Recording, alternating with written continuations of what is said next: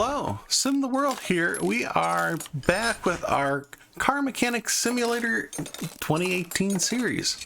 You guys caught me a little bit under the gun here. We've got a job we're finishing up. This is a Mercedes-Benz. Let's see if I can talk today. Got so much going on. This is just a transmission job, which of course you guys know how much I wish we had a gearbox workbench where we could do a little more than just the flywheel and clutch plate. Fingers crossed for 2021. But we're not diving into the engine here. That's not today's job.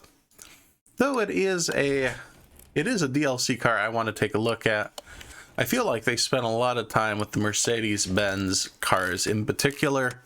The engines are all very unique to the game and really fun to play around with and build. Of course, that's nothing we're doing today.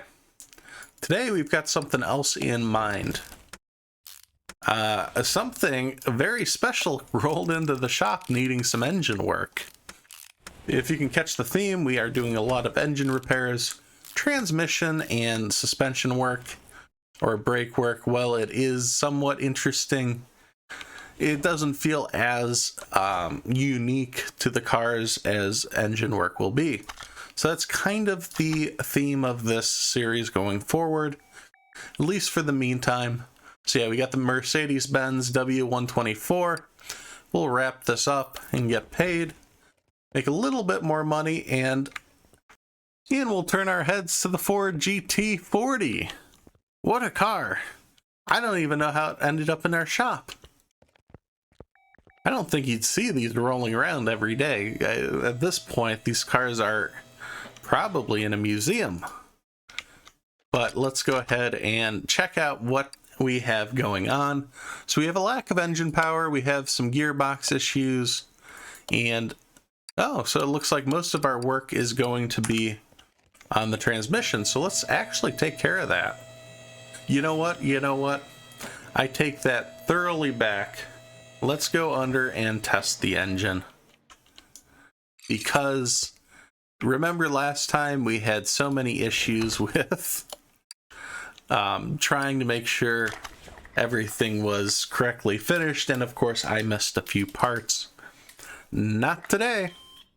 We're gonna make sure there's no pistons that are bad. Of course, okay, so the coil looks bad. We got to replace that. I wonder if we just have some spark plugs then. Let's make sure it's not a piston. Oh, I'd hate to pull this engine out. Just remove the rest of the car from around it. Yes, the pistons and rings look fine. Nothing to worry about there. This probably doesn't have a port. Yeah, I wouldn't think so. We'll check the fuel pressure, see if there's anything there. But as long as it's not a piston, I'm actually alright with this. Fuel filter needs replaced too. So, okay, we'll get this lifted up. We'll switch out the gearbox and the flywheel and clutch plate and move along from there. I'll actually snag these now, just to have on hand. We can actually snag the fuel filter too. And I think a coil pack, but we'll get to that when we get under the hood. We're going to have to start for this, since it's rear wheel drive, because, well, the engine's in the back too. We got to get these tires off. I almost said front tires, but kind of view this car backwards. Crazy. But it is a powerhouse. Boy, would this be fun to drive. I don't think you're going to see these on the roads anytime soon. This is the gearbox B. I want to make sure to make note because we will have to replace this. And then all the transmission components that are hidden beneath. Someday, I really hope to see a little more action with the gearbox. So let's go back. We will find our gearbox B. So many to choose from, only one that is correct.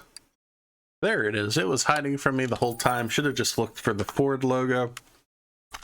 Well, let's get this all patched back together. Everything we should be able to get from the top. I don't think we're going to have to do anything else on the bottom, so we'll put the tires back on in the hopes that everything is taken care of. With the gearbox now in, we get the starter back on, and we can then replace the tires. So much work to do just to get to it. Though I suppose this is probably about as easy as transmission work really comes. Typically, transmission work is not cheap, and that typically means about the end of the life of the car. No one wants to replace the transmission unless it's fairly new. I should know. I'm sure the transmission on my Ford Focus, or my wife's Ford Focus, will be nearing its end very soon for the 4th or 5th time. Because yeah, that's how those things go. So let's go ahead. We got the ignition wires too. We got to get rid of. That distributor cap looks pretty bad, so let's examine it. We got to take it off the car. So we got coil pack B to replace. The wires on this also get replaced. If I can get this clip, go ahead and get this removed. The rotor is bad, and the ignition distributor looks fine. Let's actually, before we buy anything, take a look at our menu. And it looks like we found everything. So the ignition coil, the distributor rotor, and the ignition wires. Let's head over to the shop. I think we can pick up everything right here really quick. So let's go ahead and find the... Well, let's grab the wires. Those are always quick to spot. Get the rotor and the coil pack. There it is. That's... Mine blinked for just a second there. I was about to have to go back and look at the list again, but that's no good. We got everything we need here. Mustn't forget clip B. That, of course, would be a bad time, because they are very particular about those clips. You don't want to lose those, even though they're just a little piece of dinky aluminum bent over. Customer will not take the car back if they're missing. And I think we've got it. Look at that. That ain't too bad at all. This car's ready to go. So I want to take a minute here, before, we got a little time left. I'm not planning on taking a second job. But you can see the carburetor itself. This is what I really like. And we can take a look here. You got a lot of pieces here. I wonder if they have the tuning parts for that, of course. So let's see. Scroll down through, because I'm not sure what they have and what they don't. And I'm not seeing anything in particular with the carburetor. This is 2-barrel side draft. Do they have 2-barrel side draft? Oh, there it is. You know what? Just for poops and chuckles, let's go ahead and replace these with some tuning components. We'll give them a little boost. He came in here to get it rolling, and we're going to let this leave the store roaring. Lots of trumpets here. I want to also get it on the tuning shop. This would be a fun car to do in the full restoration series, because this is where you really start to see the tuning parts really increase in power in the percentages, because you're adding so many of these carburetors, and with such a high percentage increase in performance. Yeah, that's 4 carburetor side draft pieces we're doing. Let's go back to our tablet. We need 4 of these, not 5. And let's see if they have the trumpet. Is that what is, or the air horn? I'm sorry, not a trumpet.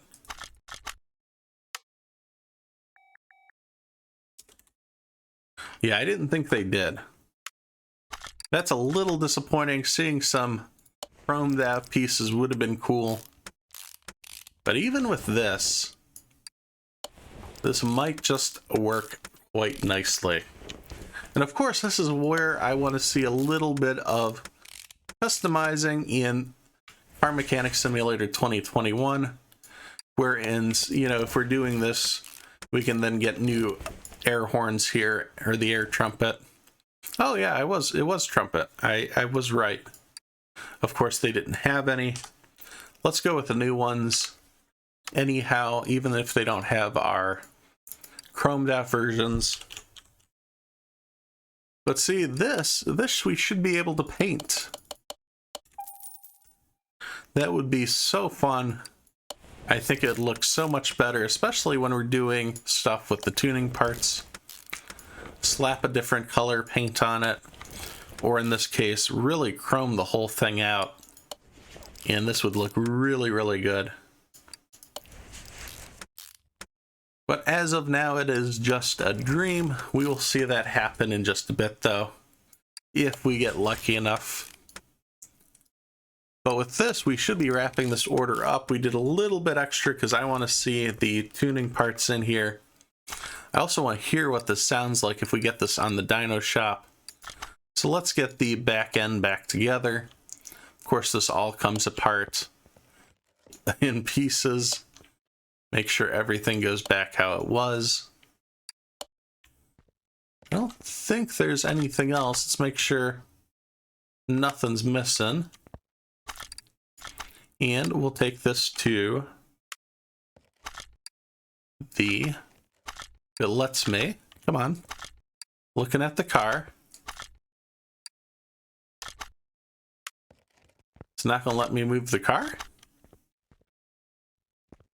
Oh, I was in body assembly mode. Let's move the car to dyno. See what the performance looks like with just the carburetors updated. I'm expecting a lot more power.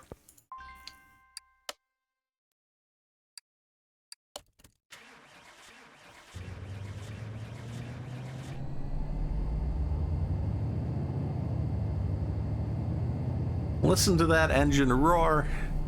Fantastic. Base factory is 335 horsepower. So we're actually at 253 horsepower, which kind of makes sense. The condition of the engine is kind of poor. I wonder what it'd be if we didn't upgrade, but that's okay. The customer should get a nice boost out of this. Let's return that to him. I'm sure he won't even notice, but we do get a payout of 10 grand, so that ain't too shabby. So that is another job complete. I hope you guys enjoyed that. If you guys have cars you want to take a look at, DLCs that you are thinking about buying and checking out how they look in the game here would be helpful, why don't you let me know that down in the comments below? Otherwise, thanks for watching as I simulate my life one game at a time. If you enjoyed this video, please be sure to hit subscribe so you don't miss any of the future action. You can follow on Twitter for updates of future games being played, as well as follow on Twitch, as I'll occasionally stream live. Thanks, and I'll see you next time at SimTheWorld.